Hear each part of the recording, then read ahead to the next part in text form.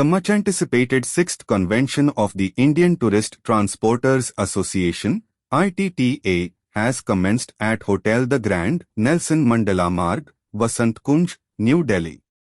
The convention, spearheaded by ITTA President Satish Sehrawat and Chairman of the Convention Committee and Ho Secretary Kanwarjeet Singh Sahne, aims to bring together industry leaders, stakeholders, and policymakers for insightful discussions and networking.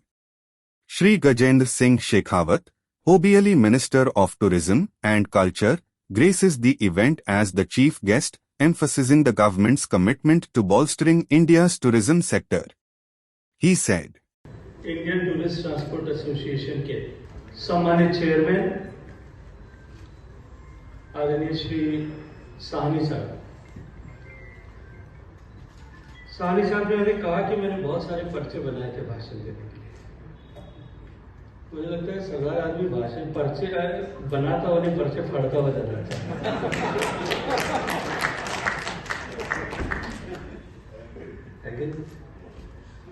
और साथ साथ में इन्होंने कहा कि मैं बहुत लंबा भाषण तैयार किया था। फिर कहूंगा सरदार आदमी भाषण देता हुआ नहीं एक्शन कराता हुआ ज्यादा अच्छा। आदरणीय साहनी साहब, प्रेसिडेंट आइटा श्री राजीव मेहरा साहब, प्रेसिडेंट ITTA श्री सतीश शेरावत जी, प्रेसिडेंट BRCI श्री प्रसन्ना पटवर्धन जी, सुभाष गोयल जी, PP खन्ना जी, राजन सहगल जी, मंच पर उपस्थित श्री हर्षदीप आनंद जी, मंच पर और सभागार में उपस्थित सभी इंडियन टूरिस्ट ट्रैवल एसोसिएशन के, ट्रांसपोर्ट एसोसिएशन के परिवार के सभी सम्मानित सदस्य, मैं क्षमा प्रार्थना करना चाहता हूं अपनी बात कहने से पहले कि जो तय समय किया था उससे कुछ विलंब से मैं आप लोगों के बीच में पहुंचा। परिस्थितियां आज कुछ इस तरह की थी कि मेरे लिए बहुत मुश्किल था कि मैं समय निकाल करके आप लोगों के बीच में पहुंचूं। लेकिन मैंने जो वादा आदरणीय साहनी साहब के साथ में किया था, और अभी 2 दिन पहले जब हम लोग फिक्की के प्रोग्राम में साथ में थे भारत मंडपम में, उस दिन मैंने फिर रिट्रीट किया था कि नहीं मैं जरूर आऊंगा। इनके साथ में किए गए वादे को निभाने के लिए मुझे आप सब लोगों के बीच में तमाम विपरीतताओं के होते हुए भी आना पड़ा। लेकिन जो देरी में आप सबका इंतजार किया, मैं हृदयपूर्वक एक बार क्षमा मांगते हुए आप सबका बहुत सारा धन्यवाद करना चाहता हूं,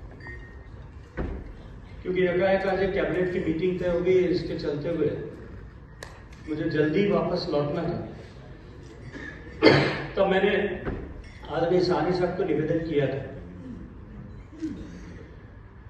कि कार्यक्रम में मैं थोड़ी सी देर के लिए आपके बीच में रह पाऊंगा।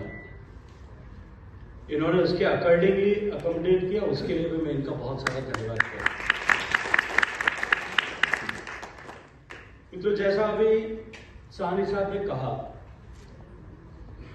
और जो यात्रा यहां बैठे हुए अधिकांश लोगों ने जिस तरह से प्रारंभ करके बस से या काली पीली टैक्सी से प्रारंभ करके और जिस मुकाम तक आप पहुंचे, ये केवल आपकी अकेले की यात्रा नहीं है। आपकी यात्रा और भारत की यात्रा दोनों एक ही जैसी यात्रा है। भारत ने भी उसी तरह की परिस्थितियों से प्रारंभ करके आजादी के बाद में एक बड़े परिवर्तन को पिछले वर्षों में देखा है। और पिछले 10 साल के कालखंड में जिस तरह से भारत ने जिस गति के साथ में प्रगति की है, और भारत के रहने वाले लोगों ने, क्योंकि जब कोई देश प्रगति करता है, देश बदलता है, तब केवल देश कोई भौगोलिक या कोई फिजिकल फिनोमिनन नहीं है। यह हम सब 140 करोड़ लोगों से मिलकर के बना है। और मल्टी सेक्टरल सभी लोगों ने जब जिस तरह से काम किया और उन्होंने जिस तरह का परिवर्तन लाया है, उसके चलते हुए आज देश में इस तरह का बदलाव हुआ है। और इस बदलाव के चलते हुए जिस सेक्टर को सबसे ज्यादा इस देश में लाभ होने वाला है, और ऐसा मैं इसलिए नहीं कहता कि मुझे माननीय प्रधानमंत्री जी ने पर्यटन मंत्री के नाते काम करने का अवसर दिया है। मैं समय की सीमितता है, वरना एक एक आंकड़े के साथ मैं यह सिद्ध कर सकता हूं कि आने वाले समय में जिस सेक्टर को सबसे ज्यादा लाभ इस परिवर्तन का होने वाला है, क्योंकि भारत को जानने का आकर्षण और भारत को नए सिरे से पहचानने का आकर्षण, जहां एक तरफ पूरी दुनिया का वापस नए सिरे से गढ़ा जा रहा है, भारत पूरे विश्व के लिए एक कौतूहल के केंद्र के रूप में उभर रहा है। भारत के तकनीकी क्षेत्र में, भारत के आर्थिक क्षेत्र में, भारत के सामरिक क्षेत्र में होती हुई प्रगति को देख करके पूरा विश्व चकित है। और जब हम सब धरातल से जुड़े हुए यहां लोग बैठे हैं, जब किसी देश का, किसी समाज का, किसी व्यक्ति का सामर्थ्य बढ़ता है, सामर्थ्य के साथ साथ में उसकी स्वीकार्यता, एक्सेप्टेबिलिटी भी बढ़ती है, उसको जानने की आकांक्षा भी बढ़ती है। ये भारत का बढ़ता हुआ सामर्थ्य जो है, भारत के प्रति नए सिरे से आकर्षण को पूरे विश्व भर में गढ़ रहे हैं। तो एक तरफ जहां दुनिया के दूसरे देशों से भारत आने वाले लोगों की संख्या अपरिमित रूप से बढ़ने वाली है, वहीं दूसरी तरफ जिस तरह से भारत में आर्थिक दृष्टिकोण से प्रगति की है और पिछले 10 साल में सरकार के प्रयासों के चलते हुए मूलभूत आवश्यकताओं के संघर्ष से जूझता हुआ हमारा समाज और उसके 25 करोड़ लोग जो गरीबी की रेखा से बाहर निकल करके अब मध्यम वर्ग में आ गए, ये आकांक्षाओं से भरा हुआ मध्यम वर्ग हमारे देश के लिए आने वाले समय में एक नए बूस्टर डोज की तरह इस टूरिज्म सेक्टर में काम करने वाले थे। अभी 2 दिन पहले जिस कार्यक्रम में मैं और आदरणीय साहनी साहब साथ में थे, कुछ ग्लोबल आंकड़े, कुछ भारत के पर्सपेक्टिव्स, कैसे आगे आने वाले प्रोस्पेक्ट्स होंगे, ट्रेजेक्टरी ग्रोथ की क्या होगी, इसके बारे में इस क्षेत्र में अधिकारिता रखने वाले सज्जन चर्चा कर रहे थे और उन्होंने बहुत सारे आंकड़े भारत के ट्रैवल टूरिज्म को देकर के दिए। मैंने उनसे सिर्फ एक सेंटेंस में कहा, मैं आपके इन सारे आंकड़ों से असहमत हूं, और वो इसलिए कि हम भारत के टूरिज्म पोटेंशियल के दूसरे एस्पेक्ट को नहीं देख रहे। आने वाले 13 तारीख से कुंभ प्रारंभ हो रहा है और 1.5 महीने का यह कुंभ का कालखंड भारत और चीन को, दोनों देशों को दुनिया में से अलग कर दीजिए, उसके अलावा किसी देश की जितनी आबादी नहीं है उससे ज्यादा लोग वहां पर जो है उस कुंभ के लिए एकत्रित होंगे। पूरे यूरोप की आबादी के जितने लोग दुनिया से ट्रैवल करके, देश से ट्रैवल करके वहां आएंगे। What we are expecting is going to be a big question in the future, and the way tourism prospects is increasing in our country, the way number of tourists is increasing every year, and the way congestion is being observed in all the established tourist destinations nowadays, it is going to be sustainability is going to be a big challenge, and the sustainability starts from with the mobility। और उसका जो है flag beer अगर हमारा travel operator बन जाता है, क्योंकि कोई भी टूरिस्ट चाहे वो किसी भी माध्यम से जाता है, वो चाहे हवा के मार्ग से जाए, चाहे वो रेल के मार्ग से जाए, अल्टीमेटली उसको सड़क पर आप लोगों की गाड़ी में तो बैठना ही पड़ेगा। और वो जब सड़क पर आता है तब उसका मैक्सिमम टाइम, जितना वो टाइम स्पेंड करता है, उसका एक बहुत बड़ा हिस्सा टाइम जो है he spend with in that cab, in car, in coach. और मैं आप सबसे आग्रह करूंगा कि रिस्पॉन्सिबल टूरिज्म को ग्रो करने के लिए, कल्टीवेट करने के लिए हमको अपने जो कोच का ड्राइवर है, जो उसका हेल्पर है, उसको हमको, या हमारी जो कार का ड्राइवर है, उसको हमें एजुकेट करना पड़ेगा, उसको पर्यटन मित्र और उसको सस्टेनेबिलिटी का फ्लैग बीरर बनाना पड़ेगा। अगर हम ये कर पाते तो हम देश के टूरिज्म सेक्टर की सेवा करने के साथ साथ में इस बदलते हुए परिदृश्य में, जब भारत बदल रहा है, इस बदलते हुए परिदृश्य में अपनी भूमिका का भी ठीक से निर्वहन करना है। आदरणीय साहनी साहब ने 2 विषय की चर्चा की जिस बारे में हमने पहले भी बात की। संसद का सत्र आज समाप्त हुआ है। जनवरी के किसी दिन में, क्योंकि अब आगे आने वाले 8-10 दिन आप लोगों के लिए भी व्यस्तता के रहेंगे और मेरी भी कंटिन्यूअस ट्रैवल होगा। जनवरी के पहले दूसरे सप्ताह में एक दिन मेरे कार्यालय के साथ में तय करके मैं एक दिन बैंकिंग सेक्टर के सारे लोगों को बुलाता हूं। वैसे आपने कहा कि बैंक आपको आपकी बड़ी गाड़ी के लिए लोन नहीं देती, इंपोर्टेड गाड़ी के लिए लोन नहीं देती, लेकिन हम पॉलिटिकल लोगों को तो जो है छोटी गाड़ी के लिए भी लोन नहीं देती। बैंक के लिए जो बार्ड कम्युनिटी है उसमें पॉलिटिकल लोग भी हैं, पुलिस वाले भी और वकील भी। तो मुझे लगता है कि हम तो एक ही बस के यात्री हैं, सहयात्री हैं, एक दूसरे का दर्द समझते हैं। तो निश्चित ही एक बार उस सेक्टर के लोगों को बुला करके, बैंकिंग सेक्टर के लोगों को, उनके क्या एप्रीहेंशन और क्यों ऐसा वो करते हैं, इसको ठीक समझ करके इसका क्या मार्ग निकाला जा सकता है, इस पर चर्चा निश्चित रूप से चर्चा करेंगे और कोई मार्ग निकले इसका प्रयास करेंगे। स्पीड गवर्नेंस का विषय तो मेरे बिल्कुल भी समझ से परे है कि क्यों इस तरह का जो है बैरियर उन्होंने लगाया है। एक डेलीगेशन लेकर के यदि आप लोग कभी मिले हो तो माननीय नितिन गडकरी साहब से अवश्य इस विषय में मिलना चाहिए, नहीं होगा तो मैं उसको कोऑर्डिनेट करता हूं कि हम मिलें और मिलकर के इसका मार्ग निकालने के लिए प्रयास करें। मैं तो अभी नितिन जी को एक दिन निवेदन किया था कि ये जो सड़क मुंबई दिल्ली एक्सप्रेस वेज बने, इस तरह की सड़कों पे हमारा जो स्पीड लिमिट 120 किलोमीटर है इसको भी बढ़ाना चाहिए, इसको और आगे जो है 140 150 तक ले जाना चाहिए। इतनी अच्छी सड़कें जब हमने बना दी, हालांकि इसमें दो तरह के स्कूल ऑफ थॉट्स हैं। एक अमेरिका से जो आए हुए लोग होते हैं वो अभी भी सोचते हैं क्योंकि अमेरिका में 80 मील की गति पे जो है सारा ब्रेक लगा हुआ है, उससे आगे गति से गाड़ी चलाना अलाउड नहीं है, पूरे अमेरिका में कहीं भी अलाउड नहीं। दूसरी तरफ यूरोपियन जो जर्मनी और जहां स्पीड बैरियर का प्रावधान नहीं है। दो तरह के स्कूल ऑफ थॉट्स हैं, लेकिन भारत की ऐसी सड़कें जो हमने इतना अच्छा इंफ्रास्ट्रक्चर बनाया है उस पर कम से कम हम किस तरह से अपनी स्पीड को, स्पीड लिमिट को उसके अकॉर्डिंगली बढ़ा सके, इस पर भी जो है सरकार विचार कर रही है। लेकिन साथ साथ में ये जो हमारी इंपोर्टेड गाड़ियां हैं इस पर अननेसेसरी वो 80 किलोमीटर पर आवर का बैरियर जो लगाया हुआ है इसको तो परिवर्तित करना ही चाहिए। ये निश्चित रूप से ये जो है मैं आपके इस बात से सहमत हूँ।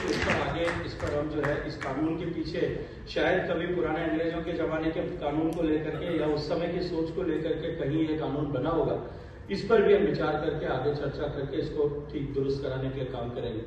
लेकिन मैं ये मानता हूं कि हम इस परिवार के टूरिस्ट एंड ट्रांसपोर्ट एसोसिएशन जो है ये इस परिवार की सबसे महत्वपूर्ण कड़ी भी है और घटक भी, और मेरे पर्यटन परिवार की इस महत्वपूर्ण घड़ी के कार्यक्रम में, एनुअल कन्वेंशन में आकर के मुझे अत्यंत प्रसन्नता है। हम सब मिलकर के इस प्रोमाइजिंग सेक्टर को, जो देश की 10% इकोनॉमी आने वाले समय में इकोनॉमी में कंट्रीब्यूटर बनने वाला है। आज की तारीख में अगर फॉर्मल जो जितना हम डेटा को गैदर करते हैं और जिस डेटा को हम एनालाइज करते हैं उसके हिसाब से लगभग हम 5.6% पर खड़े हैं। लेकिन अगर हम अपने डेटा को, जहां मैंने कुंभ से शुरू किया या मैं अयोध्या से शुरू करूं या काशी विश्वनाथ से शुरू करूं या तिरुपति से शुरू करूं, इन सबको अगर मैं साथ में जोड़ दूं तो ऑलरेडी हम 8-9% इकोनॉमी के कंट्रीब्यूटर और सबसे ज्यादा एम्प्लॉयमेंट जनरेट करने वाले सेक्टर हैं।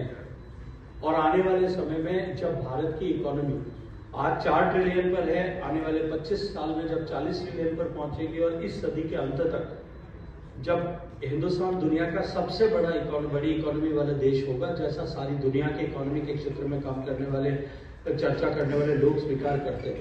लेकिन आने वाले 25 साल में भी जब हम 40 ट्रिलियन की इकोनॉमी बनेंगे तब हमारा टूरिज्म ट्रेड जो है वो 4 ट्रिलियन की इकोनॉमी होगा। ये मैं पूरी जिम्मेदारी के साथ में कह सकता हूँ और हम सब मिलकर के इस पर काम करेंगे। तो अभी तो आप सानी साहब जो है बस से कोच वाले या काली पीली टैक्सी से जो है आप रोल्स रॉयस वाले बने हो, थोड़े दिन में आप रोल्स रॉयस से लेकर के वो पॉट टैक्सी हवा में उड़ने वाली उस तक पहुंचने वाले हैं। मेरी शुभकामनाएं आपको, उसके लिए आपके साथ में बहुत सारी शुभकामनाएं और आप सबको ये कन्वेंशन सफल हो। जो चर्चा हम करें, इस चर्चा को हम मूर्त रूप में धरातल पर उतार सकें। ये सस्टेनेबिलिटी का जो बात हमने किया है ये केवल इस कॉन्फ्रेंस तक नहीं रहे, इस कन्वेंशन तक नहीं रहे, हमारे हर स्टेक होल्डर्स तक पहुंचे। और मैं आग्रह करूंगा कि यदि इसमें आवश्यकता है तो हम एक कोर्स मॉड्यूल बना करके अपने जो हमारा जो स्किल मिशन है उसके साथ में एसोसिएशन को जोड़ करके अपने ड्राइवर्स को सस्टेनेबिलिटी के लिए, गुड प्रैक्टिसेस के लिए, गुड बिहेवियर के लिए किस तरह से ट्रेन कर सकते हैं। एक ड्राइवर को सिर्फ अगर दरवाजा खोलने का तरीका और सलीका समझा दिया जाए, उससे उसकी लाइवलीहुड भी बदल जाती है। और एक, क्योंकि tourism is all about experience और टूरिस्ट का एक्सपीरियंस का लेवल भी एनहेंस होता है। इन दोनों चीजों को अगर हम ठीक से कर पाते हैं तो एसोसिएशन और स्किल डेवलपमेंट डिपार्टमेंट दोनों मिलकर के पहले भी कुछ काम कर रहे हैं, लेकिन इसको और नेक्स्ट लेवल तक ले जाने की आवश्यकता है। बहुत सारा धन्यवाद। भारत माता की 100% मना हो गया था मंत्री जी की तरफ से, पता नहीं क्या उन्होंने ईटा के नाम में देखा। And I thank him very much from the core of my heart and from core of eta कि उन्होंने हमारी रिक्वेस्ट मानी और शाम की जगह दोपहर को आ गए। Greatly committed sir.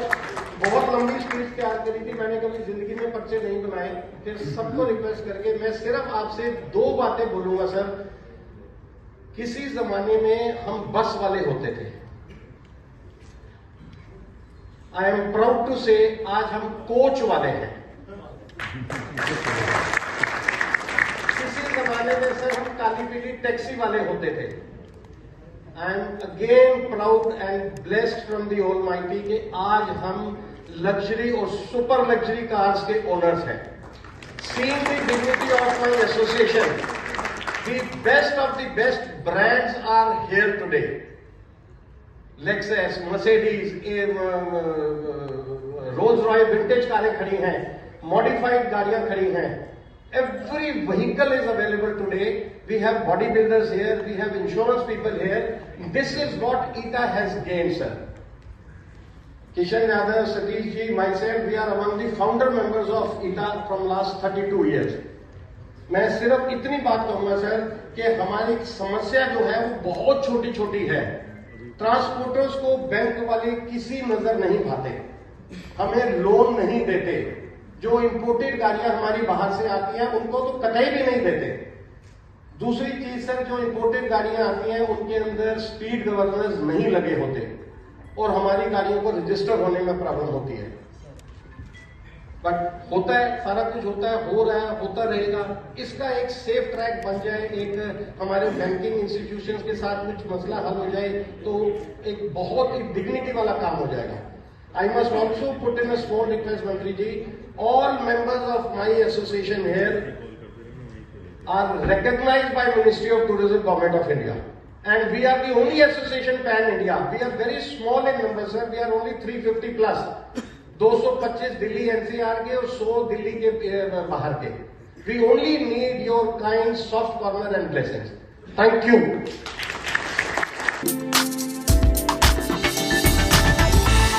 You are watching Travel World Online.